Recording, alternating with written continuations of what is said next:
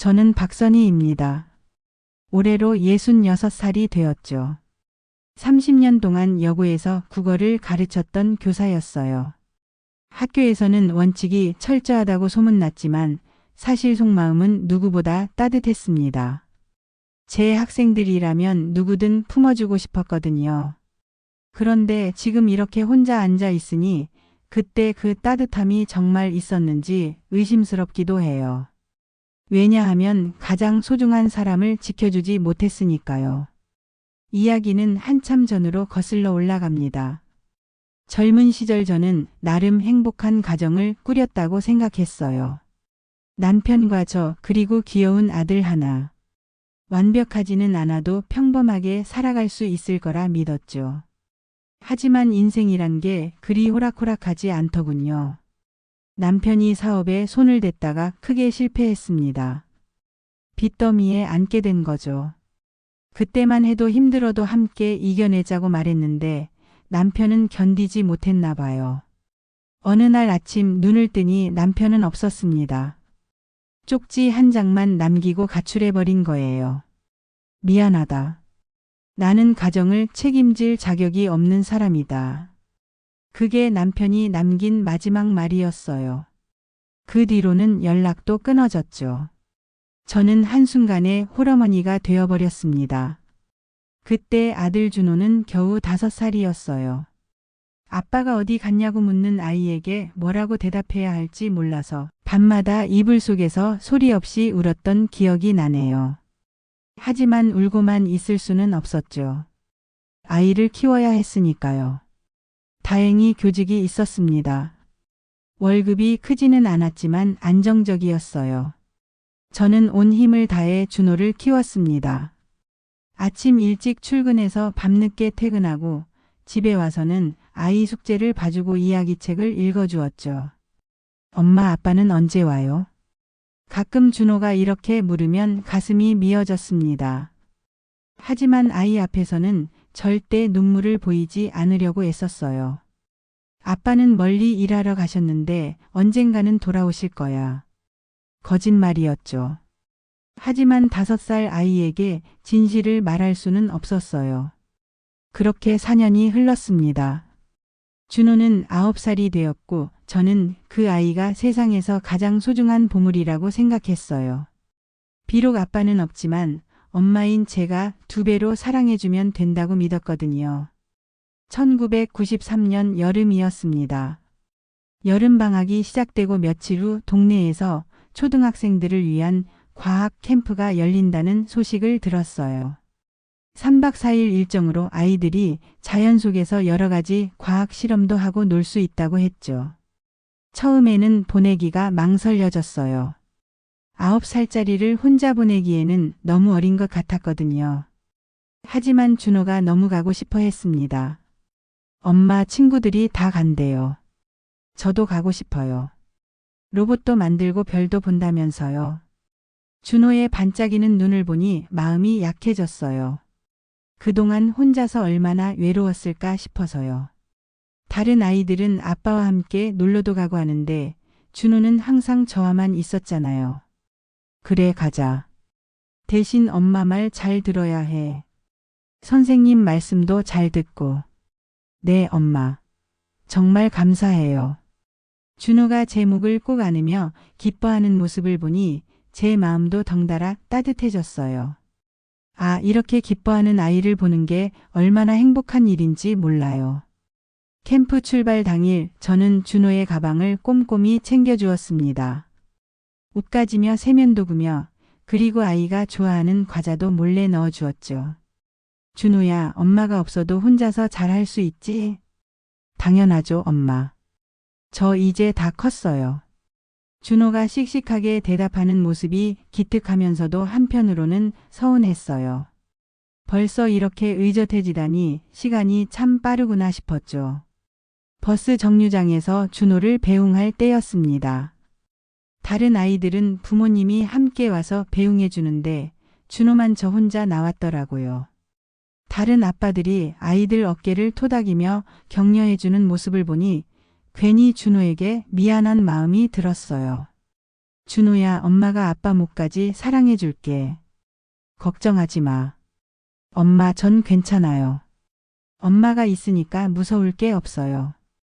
준호가 제 손을 꼭 잡으며 말하는데 그 순간 눈물이 날 뻔했어요. 이 작은 아이가 얼마나 의젓한지 몰라요. 버스가 도착했습니다. 아이들이 하나둘 버스에 올라타는 모습을 보니 갑자기 가슴이 답답해졌어요.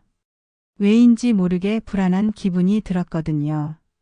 준호야, 엄마 생각나면 선생님께 말해서 전화하고 아프거나 힘들면 바로 연락해. 네, 엄마. 걱정하지 마세요. 금방 돌아올게요. 준호가 버스 창문으로 손을 흔들며 웃는 모습을 보며 저도 억지로 웃음을 지었습니다. 하지만 가슴 한구석이 계속 불안했어요. 모성 본능이라는 게 있잖아요. 뭔가 좋지 않은 일이 일어날 것 같은 예감이 들었는데 그때는 그냥 괜한 걱정이라고 생각했죠. 버스가 떠나고 나서 저는 혼자 집으로 돌아왔습니다. 준호가 없는 집은 너무 조용했어요. 평소에는 아이 소리에 시끄럽다고 생각했는데 정말 없으니까 이렇게 적적할 줄 몰랐네요. 3일이 지나고 마지막 날이 되었습니다. 준호가 돌아오는 날이었죠. 저는 아침부터 들떠서 아이가 좋아하는 음식을 준비했어요. 그동안 얼마나 엄마가 그리웠을까 맛있는 것 해서 기다려주고 싶었거든요. 오후 6시에 버스가 도착할 예정이었습니다. 저는 5시부터 정류장에 나가서 기다렸어요. 다른 부모님들도 하나둘 나와서 자녀를 기다리고 있었죠. 6시가 되자 버스가 도착했습니다. 아이들이 하나씩 내리기 시작했어요. 저는 가슴이 두근두근하면서 준호를 찾았습니다. 민수야, 지연아. 다른 부모님들이 자녀의 이름을 부르며 반가워하는 소리가 들렸어요. 그런데 이상했습니다. 아이들이 다 내렸는데 준호가 보이지 않는 거예요. 선생님, 혹시 박준호는요? 인솔 선생님께 물어보니 선생님 얼굴이 갑자기 굳어지더라고요. 어머니, 잠깐 따로 이야기할 수 있을까요? 그 순간 온몸이 얼어붙는 것 같았어요. 뭔가 큰 일이 생겼다는 걸 직감했죠. 준호가 어떻게 된 거예요? 왜 없는 거예요? 어머니, 진정하시고요. 사실은 어제 저녁에 준호가 갑자기 사라졌습니다. 사라졌다고요? 머리가 하얘졌어요. 사라졌다는 게 무슨 뜻인지 이해할 수가 없었거든요. 저녁 식사 후에 아이들이 자유시간을 가질 때였는데 준호가 혼자 산책을 나갔다가 돌아오지 않은 겁니다. 밤새 찾아봤지만 그럼 지금 어디 있는 거예요? 내 아들이 어디 있다는 거예요? 저도 모르게 소리를 질렀어요. 다른 부모님들이 놀란 눈으로 저를 바라봤지만 그런 건 중요하지 않았어요. 지금 제 아들이 어디 있는지 모른다는 게 더 중요했거든요.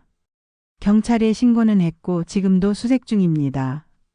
산속이라 밤에는 수색이 어려워서 경찰서로 달려갔습니다.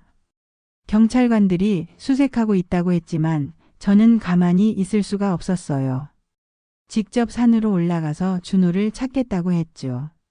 준호야, 엄마야, 어디 있니? 목이 쉬도록 소리쳤어요. 산속 여기저기를 다니며 아들의 이름을 불렀습니다. 손전등 불빛에 의지해서 밤새도록 찾아다녔죠. 준호야, 제발 대답해. 엄마가 여기 왔어. 하지만 돌아오는 건 메아리 뿐이었어요. 준호의 목소리는 들리지 않았습니다. 며칠이 지나도 준호는 나타나지 않았어요. 경찰은 실종신고를 접수하고 수사를 시작했지만 단서다운 단서를 찾지 못했습니다. CCTV도 없는 산속이었고 목격자도 없었거든요. 혹시 준호가 혼자 길을 잃고 헤매다가 다른 곳으로 갔을 수도 있어요. 아니면 누군가가. 경찰관의 말을 끝까지 들을 수 없었어요. 상상만 해도 끔찍했거든요. 한 달이 지나고 2달이 지나도 준호는 나타나지 않았습니다. 실종 전단지를 만들어서 온 동네에 붙이고 TV에도 나가서 호소해봤지만 소용없었어요. 그때부터였나 봐요. 제가 무너지기 시작한 게 매일 밤 잠들기 전에 준호 얼굴을 떠올리면서 자책했어요. 내가 보내지 않았으면 됐을 텐데. 내가 함께 갔으면 이런 일은 없었을 텐데. 내가 아이를 지켜주지 못했구나. 죄책감이 저를 짓눌렀습니다. 교실에서 학생들을 가르치고 있어도 문득문득 준호 생각이 났어요. 지금쯤 우리 준호는 어디서 뭘 하고 있을까? 배고프지는 않을까? 무섭지는 않을까? 학생들이 선생님 괜찮으세요? 라고 물어도 제대로 대답하지 못했어요. 수업 중에도 멍하니 있을 때가 많았거든요. 결국 저는 결단을 내렸습니다. 교직을 그만두기로 한 거예요. 30년 동안 몸담았던 학교를 떠나는 건 쉬운 일이 아니었지만 계속 있을 수는 없었어요. 아이들을 볼 때마다 준호가 생각났거든요. 선이야, 좀 더 기다려보자. 준호가 돌아올 거야. 동료 선생님들이 말렸지만 제 마음은 이미 정해져 있었어요. 마지막 수업날 저는 학생들에게 이렇게 말했습니다. 여러분, 선생님이 늘 강조했던 게 뭐였는지 기억하나요? 효도요, 선생님. 맞아요. 국어책에 나오는 효자전 이야기를 할 때마다 부모님께 효도하라고 했죠. 그런데 선생님은 정작 제 아들에게 좋은 엄마가 되어주지 못했네요. 학생들이 무슨 말인지 몰라서 갸우뚱했지만 저는 계속 말했어요. 언젠가 내 아들이 돌아오면 국어책에서 읽던 효자전처럼 나를 자랑스러워하길 바라요. 그때까지 선생님은 기다릴 거예요. 그게 제가 교직을 떠나며 한 마지막 말이었습니다. 집으로 돌아와서는 은둔 생활을 시작했어요. 사람들과 만나는 것도 싫고 밖에 나가는 것도 싫었어요. 그냥 준호가 돌아올 때까지 기다리고만 싶었거든요. 준호 방은 그대로 두었습니다. 아이가 쓰던 책상, 장난감, 옷까지. 모든 걸 그대로 놔두고 매일 청소했어요. 준호가 언제 돌아와도 괜찮도록 말이에요. 이웃들은 처음에는 위로해 주려고 했지만 시간이 지나면서 점점 저를 멀리하기 시작했어요. 저 역시 사람들을 만나는 게 괴로웠고요. 그렇게 저는 세상과 담을 쌓고 살았습니다. 오직 준호를 기다리는 것만이 제 삶의 전부였어요. 30년이라는 긴 시간 동안 말이에요. 2024년 지금에 와서는 제가 66살이 되었네요.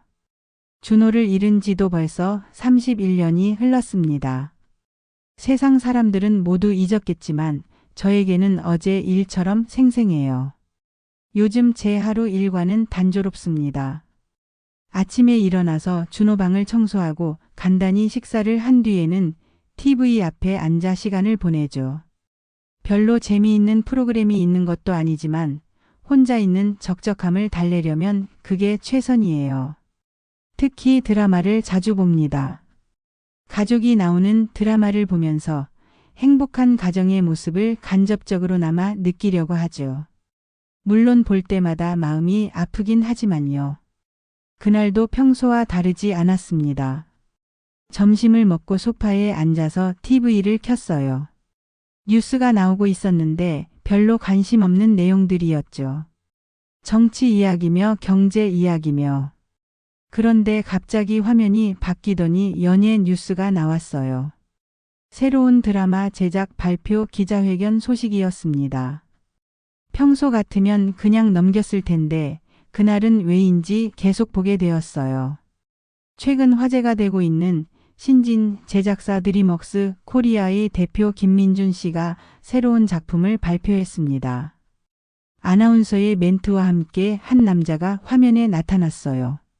검은색 정장을 입고 단정한 모습으로 마이크 앞에 서 있는 모습이었죠. 처음에는 그냥 젊은 사업가 정도로만 생각했어요. 요즘 젊은 사람들은 다 비슷비슷하게 생겼으니까요.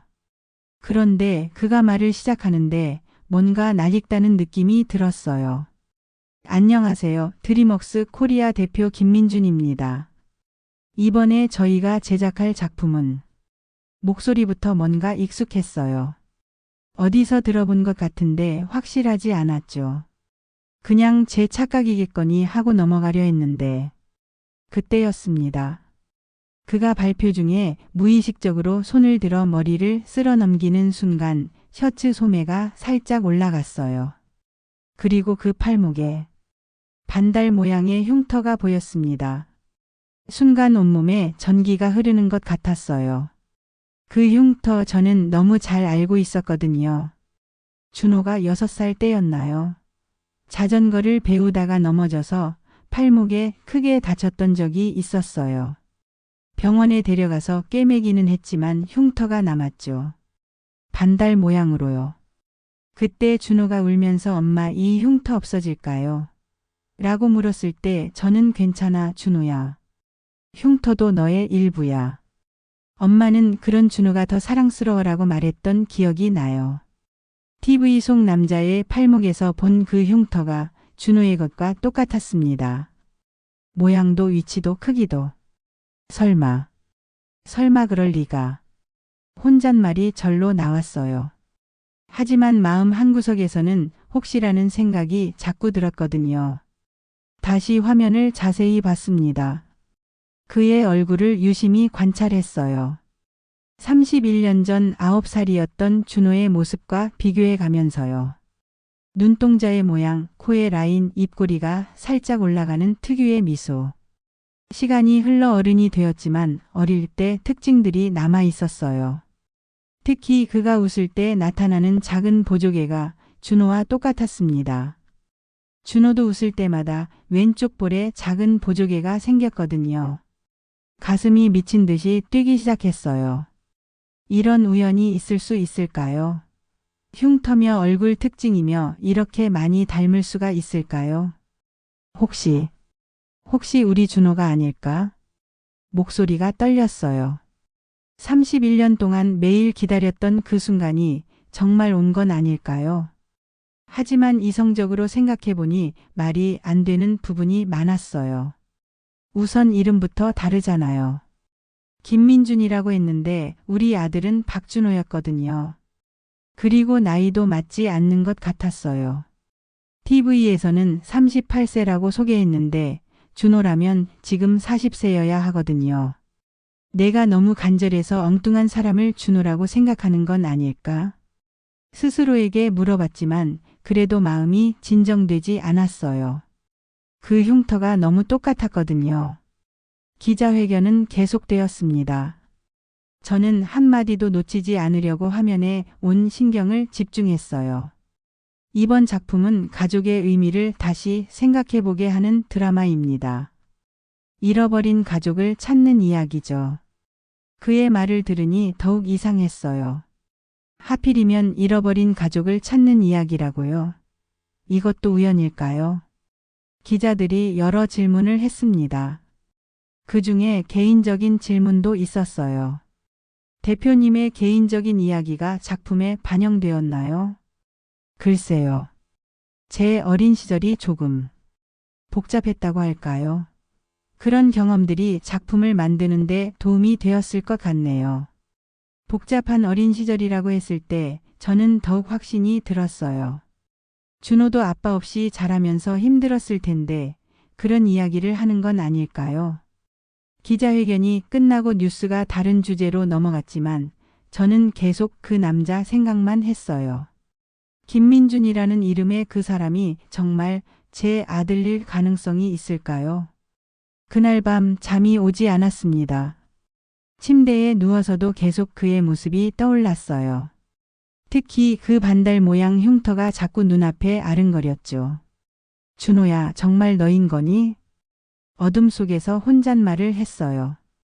31년 동안 매일 밤 이렇게 준호를 그리워했는데 정말 그 아이가 나타난 걸까요? 다음 날 아침 저는 인터넷을 검색해 봤어요. 요즘 인터넷에서는 못 찾는 정보가 없다고 하더라고요. 김민준 드림웍스 코리아라고 검색하니 정말 많은 정보가 나왔어요. 신문 기사며 인터뷰며. 그런데 읽어보니 더욱 이상한 점들이 발견되었어요. 그의 과거에 대한 정보가 거의 없었거든요. 어느 대학을 나왔는지, 어떤 가정에서 자랐는지, 그런 기본적인 정보들이 전혀 없었어요. 보통 성공한 사업가들은 출신 학교나 가족 이야기가 기사에 나오기 마련인데 김민준에 대해서는 그런 정보가 전혀 없었어요. 마치 어느 순간 갑자기 나타난 사람 같았습니다. 몇 년 전부터 드라마 제작업계에서 두각을 나타내기 시작했다는 것 외에는 과거 이력을 찾을 수 없었어요. 이상했습니다. 너무 이상했어요. 혹시 정말 제 추측이 맞는 건 아닐까요? 며칠 동안 계속 그 생각만 했어요. 밥을 먹을 때도, TV를 볼 때도, 잠들기 전에도. 온통 김민준 생각뿐이었어요. 직접 만나서 확인해보자. 결국 이런 결심을 하게 되었습니다. 31년 동안 기다렸는데 이런 기회를 그냥 넘길 수는 없었어요. 혹시라도 정말 제 아들이라면 저는 평생 후회할 테니까요. 하지만 막상 실행에 옮기려니 두려웠어요.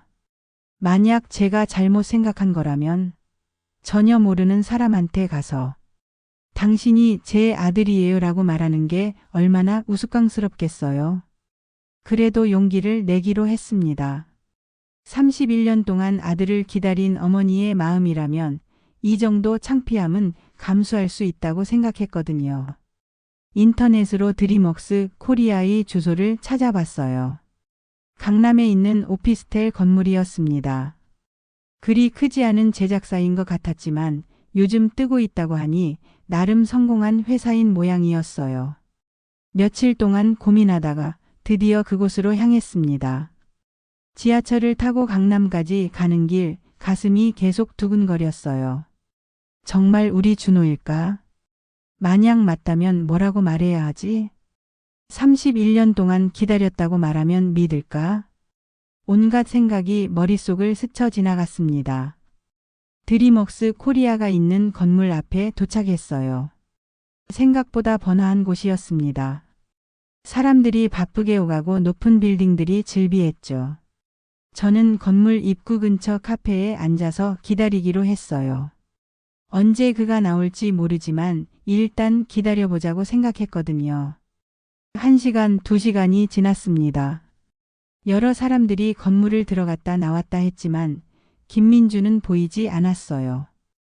혹시 오늘은 출근하지 않는 건 아닐까? 포기하고 돌아가려던 참에 검은색 승용차 한 대가 건물 앞에 섰습니다. 그리고 그 차에서 김민준이 내렸어요. TV에서 본 것보다 실제로 보니 더욱 준호와 닮았습니다.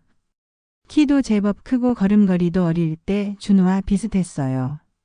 가슴이 뛰기 시작했습니다. 저 사람이 정말 내 아들일까? 하는 생각에 온몸이 떨렸어요. 그런데 그때 놀라운 일이 일어났습니다. 김민준과 함께 차에서 내린 사람들이 있었거든요. 나이 지긋한 부부였는데 옷차림으로 봐서는 상당한 부자인 것 같았어요. 그 부부가 김민준을 대하는 모습이 예사롭지 않았습니다. 마치 아들을 대하는 것 같았어요. 민준아, 회의는 잘 끝났니? 네, 아버지. 별 문제 없었습니다. 아버지라고 불렀어요. 김민준이 그 나이 든 남자를 아버지라고 부른 거예요. 그 순간 저는 혼란스러웠습니다. 만약 김민준이 정말 제 아들 준호라면 저 사람들은 누구일까요? 왜 아버지라고 부르는 걸까요? 혹시 임양? 갑자기 그런 생각이 들었어요. 준호가 실종된 후에 어떤 일이 있었는지 모르지만 혹시 저 부부가 준호를 임양해서 키운 건 아닐까요? 그렇다면 모든 게 설명됩니다. 이름이 바뀐 것도, 나이가 조금 다른 것도, 과거 이력이 없는 것도. 저는 조금 더 가까이 가서 그들의 대화를 들어보려 했어요. 하지만 너무 멀어서 잘 들리지 않았습니다. 그들이 건물로 들어가는 모습을 보면서 저는 더욱 확신하게 되었어요. 저 사람이 정말 제 아들일 거라고 말이에요. 그날은 그냥 돌아왔습니다. 너무 많은 생각이 머릿속을 어지럽혔거든요. 집에 와서도 계속 그 장면이 떠올랐어요. 김민준이 그 부부를 부모라고 부르는 모습, 그들이 마치 진짜 가족처럼 다정하게 대화하는 모습. 한편으로는 기뻤어요. 만약 정말 준호라면 그동안 좋은 가정에서 잘 자란 것 같으니까요. 하지만 다른 한편으로는 복잡했습니다. 제가 아닌 다른 사람을 부모라고 부르는 모습을 보니 마음이 아팠거든요. 31년 동안 나는 뭘 한 거지? 내가 지켜주지 못해서 다른 사람이 키워준 건데 내가 나타나면 민폐가 되는 건 아닐까? 이런 생각들이 자꾸 들었어요. 그래도 포기할 수는 없었습니다. 정말 제 아들인지 확실히 알고 싶었거든요. 며칠 더 고민한 끝에 저는 다시 그 건물 앞으로 갔습니다. 이번에는 좀 더 일찍 가서 김민준의 일과를 관찰해 보기로 했어요. 혹시 더 많은 단서를 찾을 수 있을지도 모르니까요. 아침 8시쯤 도착해서 근처 카페에 자리 잡았습니다. 창가 자리에서 건물 입구가 잘 보이도록 앉았죠. 9시가 조금 지나서 김민준이 나타났어요. 이번에는 혼자 왔더라고요. 정장을 단정하게 차려입고 서류 가방을 들고 있는 모습이 제법 사업가다웠어요. 그런데 그가 건물로 들어가기 전에 잠깐 전화를 받았습니다. 거리가 있어서 무슨 말인지는 들리지 않았지만 표정이 심각해 보였어요. 전화를 끊고 나서 그가 한숨을 쉬는 모습을 봤습니다. 뭔가 걱정이 있어 보였어요. 무슨 일이 있는 걸까? 궁금했지만 너무 멀리서 지켜보고 있어서 자세히 알 수는 없었어요. 점심시간이 되자 김민준이 다시 나왔습니다. 이번에는 누군가와 함께였어요. 비슷한 나이의 남자였는데 아마 직장 동료인 것 같았어요. 그들이 근처 식당으로 들어가는 모습을 보고 저도 살짝 따라가 봤습니다. 너무 가까이 가면 들킬 것 같아서 창문 너머로만 지켜봤죠. 식사를 하면서 대화를 나누는 모습을 보니 김민준의 표정이 어두워 보였어요. 뭔가 심각한 이야기를 하는 것 같았거든요. 무슨 문제가 있는 건 아닐까? 어머니의 마음으로는 걱정이 되기 시작했어요. 정말 제 아들이라면 혼자서 무슨 어려움을 겪고 있는 건 아닐까요? 점심 후에 그들이 식당에서 나왔는데 김민준이 동료에게 이렇게 말하는 걸 들었어요. 병원에서 연락이 왔는데 상황이 별로 좋지 않다고 하더라고. 병원이라고 했을 때 제 가슴이 철렁했습니다. 혹시 김민준이 아픈 건 아닐까요? 하지만 동료의 대답을 들어보니 다른 이야기였어요. 아내분 상태 말인가요? 많이 걱정되시겠어요. 아내요? 김민준이 결혼을 했다는 얘기네요. 그런데 그 아내가 병원에 있다고 했습니다. 더 자세한 내용을 듣고 싶었지만 그들이 금방 헤어져서 각자 갈 길을 갔어요. 김민주는 다시 회사로 돌아가고 동료는 다른 방향으로 갔죠. 아내가 아프다는 건가? 어머니의 마음으로는 가슴이 아팠어요. 만약 정말 제 아들이라면 아내가 아픈 상황에서 얼마나 힘들까요? 그날 저녁 김민준이 회사에서 나오는 시간까지 기다렸습니다. 7시쯤 되어서야 그가 나타났어요. 이번에는 또 다른 사람과 함께였습니다. 어제 봤던 그 부부 중 아주머니였어요. 김민준이 어머니라고 부르던 그분 말이에요. 그 아주머니의 표정도 심각해 보였습니다. 김민준과 진지하게 대화를 나누면서 걸어가는 모습이었죠. 저는 조심스럽게 뒤를 따라갔어요. 너무 가까이 가면 안 되니까 적당한 거리를 두고요. 그들이 병원 쪽으로 향하는 것을 봤습니다. 큰 종합병원이었어요. 역시 누군가 아픈 사람이 있구나. 병원 입구에서 그들을 기다리던 또 다른 사람이 있었어요. 의사복을 입은 사람이었습니다. 아마 담당 의사인 것 같았어요. 그들이 병원으로 들어가는 모습을 보면서 저는 더욱 궁금해졌어요. 도대체 무슨 일이 있는 걸까요? 한참을 기다린 후 그들이 병원에서 나왔습니다. 세 사람 모두 표정이 어두웠어요. 좋지 않은 소식을 들은 것 같았거든요. 김민준이 그 아주머니의 어깨를 토닥이며 위로하는 모습을 봤어요. 그리고 이런 말을 하는 걸 들었습니다. 어머니 걱정하지 마세요. 반드시 방법을 찾을 거예요. 그 말을 들으니 더욱 마음이 아팠어요. 김민준이 누군가를 위해 애쓰고 있구나 하는 생각이 들었거든요. 다음 날 저는 용기를 내서 그 병원에 가봤습니다. 직접적으로 무엇을 할 수는 없지만 적어도 상황을 좀 더 파악해보고 싶었어요. 병원 로비에서 기다리다가 어제 봤던 의사를 발견했습니다. 간판을 보니 간담치유외과 전문의더라고요. 간 관련 질환인가? 그때 간호사와 대화하는 의사의 말을 우연히 들었어요. 김민준 씨 아내분 케이스 말인데 이식 수술 말고는 방법이 없을 것 같아요. 이식 수술이라고 했습니다. 간 이식 말인가요? 가족 중에 적합한 공여자가 있나요? 그게 문제예요. 남편분이 검사해 봤는데 적합하지 않다고 하고 시부모님들도 나이가 있으시니. 그럼 다른 가족은 없나요? 현재로서는 기증자를 기다리는 수밖에 없을 것 같네요. 그들의 대화를 들으니 상황이 심각하다는 걸 알겠더라고요. 김민준의 아내가 간 이식이 필요한 상황이구나 싶었어요. 그리고 그때 번뜩 생각이 들었습니다. 만약 김민준이 정말 제 아들이라면 저는 혈연관계잖아요. 간 이식에서 혈연관계가 중요하다고 들었는데, 물론 아직 확실하지 않은 상황에서 성급한 생각일 수도 있어요. 하지만 만약 정말 제가 도울 수 있다면 기꺼이 도와주고 싶었어요. 집에 돌아와서 인터넷으로 간 이식에 대해 찾아봤습니다. 생체간 이식의 경우 가족이나 가까운 혈연관계에서 공여자가 나오는 경우가 많다고 나와 있었어요. 내가 정말 도울 수 있을까? 만약 김민준이 제 아들이고 제가 간을 기증할 수 있다면 그것이야말로 31년 만에 아들에게 해줄 수 있는 첫 번째 일이 아닐까요?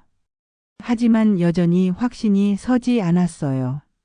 김민준이 정말 준호인지 확실히 알아야 했습니다. 며칠 더 고민한 끝에 저는 결단을 내렸습니다. 직접 김민준을 만나서 이야기해보기로 한 거예요. 더 이상 이렇게 숨어서 지켜보기만 할 수는 없었어요. 31년 동안 기다린 어머니로서 그리고 혹시나 도움이 될 수 있는 사람으로서 용기를 내야 한다고 생각했거든요. 다음 날 저는 드림웍스 코리아 사무실로 향했습니다. 이번에는 숨어서 지켜보는 게 아니라 정면으로 만나러 가는 거였어요. 건물 로비에서 안내 데스크에 물어봤습니다. 실례합니다. 드림웍스 코리아 김민준 대표님을 만나고 싶은데요. 예약이 있으신가요? 아니요. 그런데 급한 일이 있어서. 죄송하지만 예약 없이는 만나 뵙기 어려울 것 같은데요. 무슨 일이신지 말씀해 주시면 일정을 확인해 드릴게요. 무슨 일인지 어떻게 말해야 할까요? 혹시 제 아들인 것 같아서 왔다고 할 수는 없잖아요. 개인적인 일입니다. 아주 중요한 일이고요. 결국 명함을 남기고 연락을 기다리기로 했어요. 명함에는 제 이름과 전화번호만 적었습니다. 집에 돌아와서 연락을 기다렸는데 당일에는 오지 않았어요. 다음 날도 그 다음 날도. 일주일이 지나도록 연락이 없었습니다. 아마 바쁘거나 아니면 갑자기 찾아온 낯선 사람에 대해 경계하는 것 같았어요. 이렇게 기다리기만 할 수는 없어. 저는 다른 방법을 생각해 봤습니다. 그리고 한 가지 아이디어가 떠올랐어요. 준호가 어릴 때 가지고 놀던 장난감이 하나 있었거든요. 작은 로봇 장난감이었는데 준호가 정말 아껴 했어요. 실종되기 전까지 항상 가지고 다녔죠. 그 로봇 장난감에는 특별한 점이 있었어요. 준호가 직접 이름을 써넣었거든요. 준호의 로봇이라고 작은 글씨로 적혀 있었어요. 만약 김민준이 정말 준호라면 이 로봇을 기억할 거예요. 이걸 보여주면 확실히 알 수 있을 것 같았어요. 준호 방에서 그 로봇을 찾았습니다. 31년 동안 그대로 보관해 두었거든요. 먼지를 털어내고 깨끗이 닦으니 예전 모습이 나타났어요. 준호의 로봇이라는 글씨도 그대로 남아 있었습니다. 어린 아이의 삐뚤삐뚤한 글씨체로요. 이 로봇을 가지고 다시 김민준을 찾아가기로 했습니다. 이번에는 확실한 증거가 있으니까 좀 더 당당하게 말할 수 있을 것 같았어요. 또 다른 갈등. 로봇 장난감을 가방에 넣고 다시 드림웍스 코리아로 향했습니다. 이번에는 김민준이 퇴근하는 시간에 맞춰서 건물 앞에서 기다리기로 했어요. 7시쯤 되어서 김민준이 나타났습니다. 혼자 나오더라고요. 이번이 기회라고 생각했어요. 저기요. 김민준을 불러 세웠습니다. 그가 돌아보더니 의아한 표정을 지었어요. 누구세요? 죄송합니다. 갑자기 이렇게 찾아뵈서. 제가 박선이라고 합니다. 제 이름을 말했지만 김민준은 여전히 모르겠다는 표정이었어요. 무슨 일이시죠? 사실 말하기가 어려운 일인데요. 혹시 시간이 있으시면 잠깐 이야기할 수 있을까요? 김민준이 잠깐 망설이더니 고개를 끄덕였어요. 그럼 근처 카페로 가시죠. 카페에 앉아서 마주보니 더욱 준호와 닮았다는 생각이 들었어요. 특히 눈빛이 정말 똑같았거든요. 무슨 일로 저를 찾으셨는지 궁금하네요. 김민준이 정중하게 물었습니다. 목소리도 차분하고 예의 바른 사람이라는 느낌이 들었어요. 어떻게 시작해야 할지 망설여졌습니다. 갑자기 당신이 제 아들이에요 라고 말하기에는 너무 부담스러울 것 같았거든요. 사실 제가 오랫동안 찾고 있던 사람이 있어요. 31년 전에 잃어버린 아들이죠. 김민준의 표정이 조금 변했어요. 하지만 여전히 경계하는 듯한 모습이었습니다. 그런데 그게 저와 무슨 상관이 있나요? TV에서 기자회견하시는 모습을 봤는데 제 아들과 너무 닮았더라고요. 많은 사람들이 비슷하게 생겼을 수 있잖아요. 김민준이 냉정하게 대답했어요. 하지만 저는 포기할 수 없었습니다. 그런데 특별한 특징이 있어요. 팔목에 반달 모양 흉터 말입니다. 그 말을 하자 김민준의 얼굴이 굳어졌어요. 무의식적으로 자신의 팔목을 만지더라고요. 우연의 일치일 수도 있죠. 여전히 부인하고 있었지만 제가 맞다는 확신이 더욱 들었어요. 그럼 이걸 보시겠어요? 가방에서 로봇 장난감을 꺼냈습니다. 김민준의 눈이 그 로봇을 보는 순간 확연히 변했어요. 이게 어떻게 준호의 로봇이라고 적혀 있죠? 제 아들이 직접 쓴 글씨예요. 김민준이 로봇을 자세히 들여다봤습니다. 손이 살짝 떨리고 있었어요. 정말 오랜만이네요. 그가 중얼거리는 소리를 들었습니다. 이제 확실해졌어요. 이 사람이 정말 제 아들 준호였던 거예요. 준호야. 정말 너구나. 눈물이 날 것 같았어요. 31년 동안 기다렸던 그 순간이었거든요. 하지만 김민준의 반응은 예상과 달랐습니다. 죄송하지만 저는 김민준입니다. 박준호가 아니에요. 아니야, 넌 분명히 내 아들이야. 이 로봇을 기억하잖아.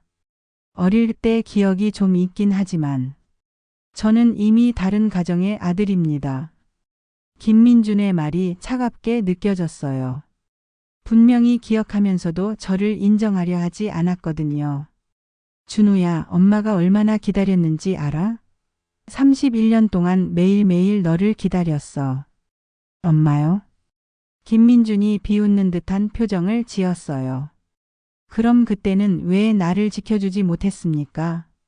9살짜리 아이를 혼자 캠프에 보내고는 31년 후에 와서 엄마라고 하시는 거예요. 그 말이 제 가슴을 후벼 팠습니다. 맞는 말이었거든요. 제가 준호를 지켜주지 못한 게 사실이니까요. 미안해, 준호야. 정말 미안해. 그때 내가 함께 갔어야 했는데. 미안하다고 해서 달라지는 게 있나요? 저는 그때부터 박준호가 아니라 김민준으로 살고 있어요. 절 키워주신 부모님이 따로 계시고요. 그래도 넌 내가 낳은 아들이잖아. 피는 물보다 진하다고 하잖아. 피가 진하다고요? 그럼 그 피 때문에 31년 동안 뭘 해주셨나요? 저를 찾으려고 노력이라도 하셨나요? 김민준의 말이 점점 날카로워졌어요. 원망과 분노가 섞여 있는 것 같았어요. 찾았어. 미치도록 찾았어. 경찰에도 신고하고 온 동네를 뒤졌어. 하지만 찾지 못했죠. 그리고 포기했고요. 포기한 게 아니야. 한시도 포기한 적 없어. 31년 동안 매일 기다렸다고. 기다리기만 하셨군요. 적극적으로 찾지는 않으시고. 김민준의 차가운 말투에 마음이 더욱 아팠어요. 하지만 어떻게 변명할 수 있겠어요? 사실 제가 충분히 노력하지 못한 건 맞으니까요. 그때 제가 들었던 이야기가 생각났습니다. 김민준의 아내가 간 이식이 필요하다는 이야기 말이에요. 준호야. 아니, 민준 씨. 혹시 부인이 아프다고 들었는데. 김민준의 얼굴이 더욱 굳어졌어요. 그것까지 알고 계신다고요? 저를 미행이라도 하신 건가요? 그런 게 아니야. 우연히 알게 된 거야. 간 이식이 필요하다고 하더라고. 그래서 뭐 어쩌자는 건가요? 김민준이 경계하는 눈빛으로 저를 봤어요. 내가 도울 수 있을 것 같아. 혈액형 검사만 해보면. 도움이라고요? 김민준이 놀라는 표정을 지었어요. 간 이식에서는 혈연 관계가 중요하잖아. 만약 내가 적합하다면 기꺼이 간을 내줄 수 있어. 정말 그럴 수 있나요? 처음으로 김민준의 목소리에 감정이 섞였어요. 하지만 곧바로 다시 차갑게 변했습니다. 하지만 저는 당신을 어머니라고 부를 수 없어요. 이미 제게는 다른 어머니가 계시니까요. 그래도 상관없어. 내가 나를 엄마라고 부르지 않아도 나는 내 엄마야. 그리고 내 아내를 도와주고 싶어.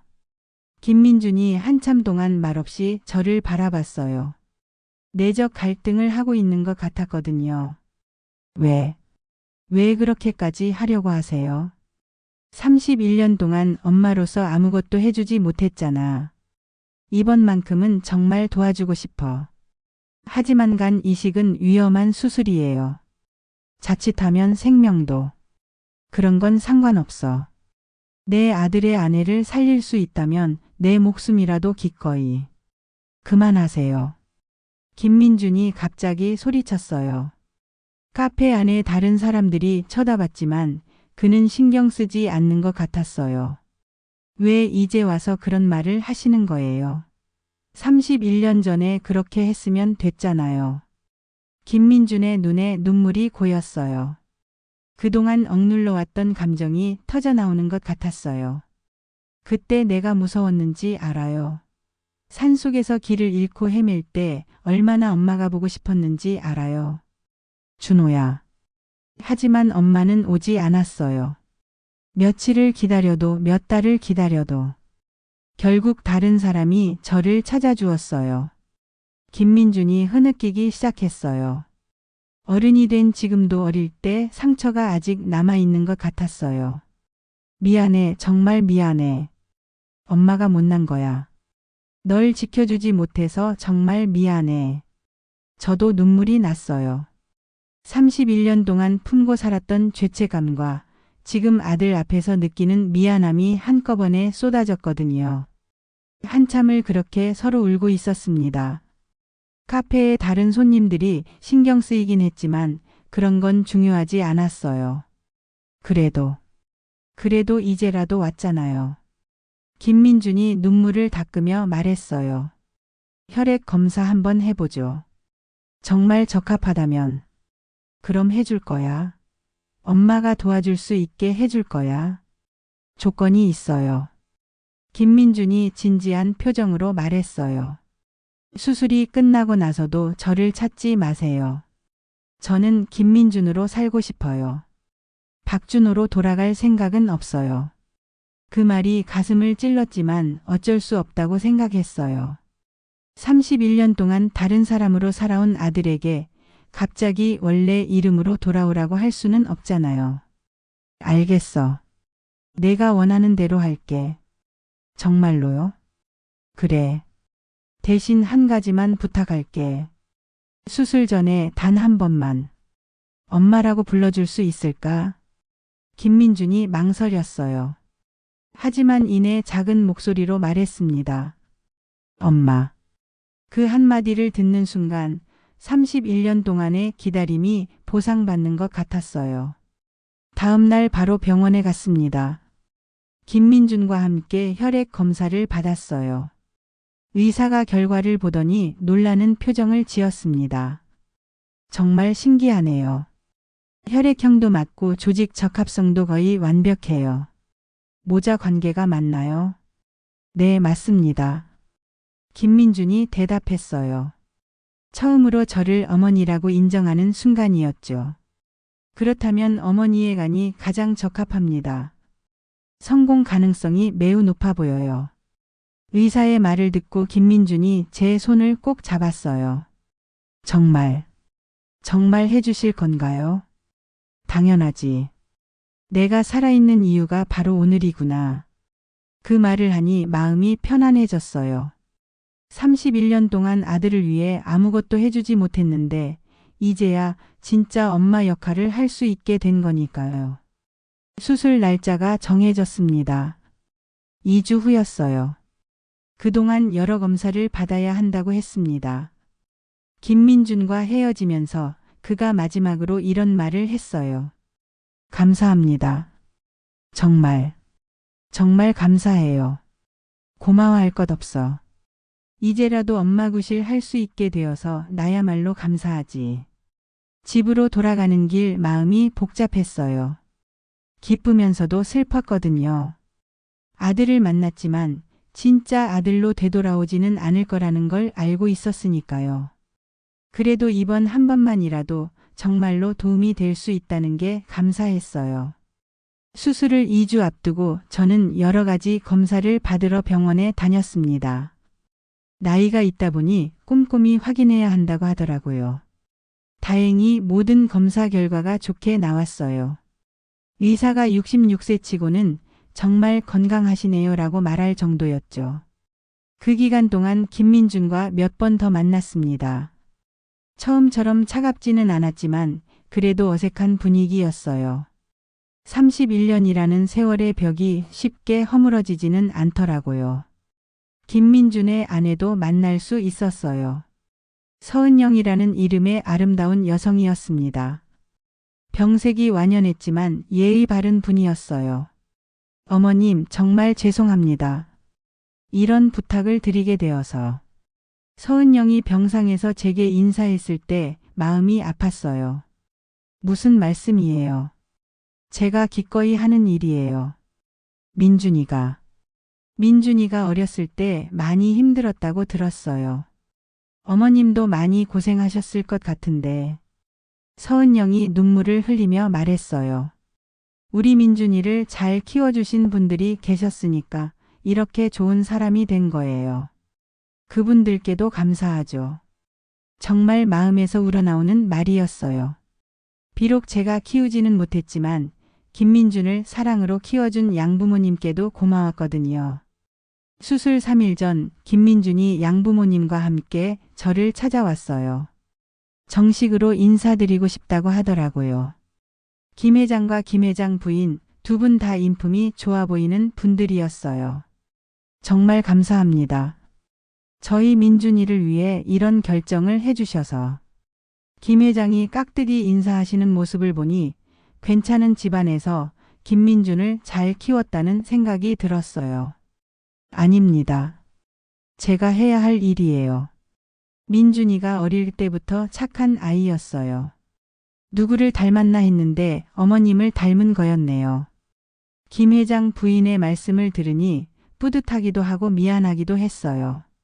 제가 키우지도 않았는데 좋은 면을 저에게서 닮았다고 해주시니까요. 그동안 정말 고생 많으셨어요.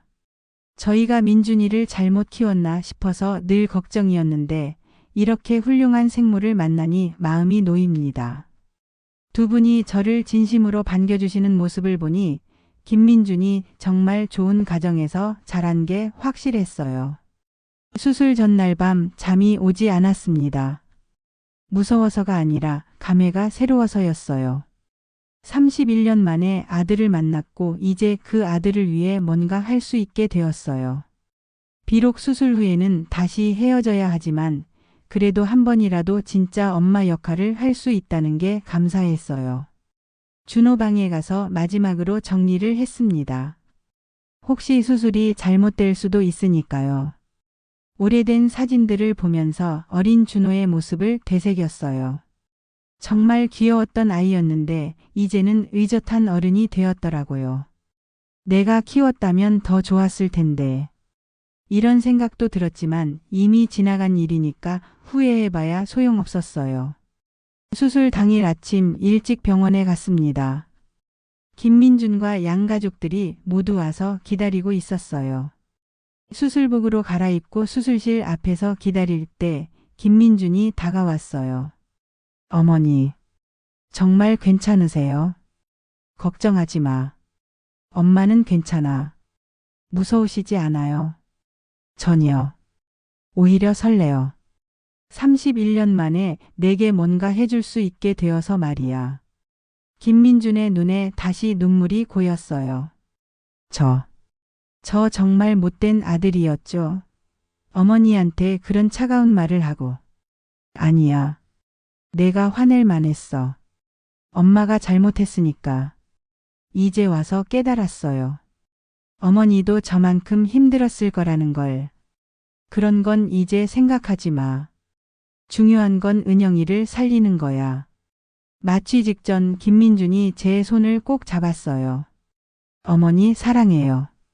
31년 만에 듣는 아들의 고백이었어요. 나도 사랑해, 준호야. 아니, 민준아. 수술 끝나고 나서도 가끔 만날 수 있을까요? 내가 원한다면 언제든지. 저도 어머니가 보고 싶을 것 같아요. 그 말을 들으니 눈물이 났어요. 아들이 저를 받아들이기 시작했구나 하는 생각이 들었거든요. 너를 못 지킨 죄는 평생 씻지 못했지만 이번만큼은 꼭 지켜주고 싶다. 어머니, 내 아내를 살려줄게. 그리고 너희가 행복하게 사는 모습을 지켜볼게. 마취가 시작되면서 의식이 흐려졌어요. 마지막으로 본 건 김민준의 걱정스러운 표정이었습니다. 수술은 6시간 동안 계속되었다고 해요. 깨어났을 때는 이미 저녁이었습니다. 제일 먼저 본 사람은 김민준이었어요. 수술복을 입고 제 옆에 앉아 있더라고요. 어머니 괜찮으세요? 은영이는 어떻게 됐어? 제일 먼저 며느리 걱정부터 했어요. 수술 잘 됐어요. 의사 선생님이 아주 성공적이었다고 하시네요. 다행이다. 안도의 한숨이 나왔어요. 어머니 정말 감사해요. 어떻게 감사드려야 할지. 김민준이 제 손을 잡고 눈물을 흘렸어요. 고마워할 거 없어. 엄마로서 당연한 일이야. 이제야 어머니의 사랑을 깨달았어요. 사랑은 원래 그런 거야. 멀리서도 가까이서도 변하지 않는 게 사랑이지. 며칠 후 서은영의 상태가 많이 좋아졌다는 소식을 들었어요. 이식된 간이 잘 적응하고 있다고 했습니다. 김민준은 매일 병문안을 왔어요. 처음처럼 어색하지 않고 정말 아들다운 모습으로요. 어머니, 퇴원하시면 저희 집에서 지내셔도 돼요. 아니야. 엄마는 집에서 지낼게. 대신 자주 놀러와. 네, 꼭 그럴게요. 은영이도 어머니 뵙고 싶어 해요. 빨리 나아서 예쁜 손주 안겨주렴. 네, 어머니. 그렇게 저희는 진짜 모자가 되었습니다. 31년 늦었지만 그래도 다시 만난 게 감사했어요. 퇴원하던 날 김민준이 이렇게 말했어요. 어머니, 저 앞으로 김민준으로 살겠지만 마음속으로는 항상 어머니의 준우예요. 그래, 내가 뭐라고 불리든 상관없어. 넌 내 아들이니까. 이제야 제 자리가 어디인지 알겠어요. 내 자리는 항상 내 마음속에 있었어. 집으로 돌아가는 길 마음이 평안했어요. 31년 전에 심어둔 복선이 이제야 회수된 것 같았거든요. 국어교사 시절 학생들에게 늘 말했던 효자전 이야기. 언젠가 내 아들이 돌아오면 국어책에서 읽던 효자전처럼 나를 자랑스러워하길 바란다고 했었죠. 이제 그 바람이 이루어졌어요.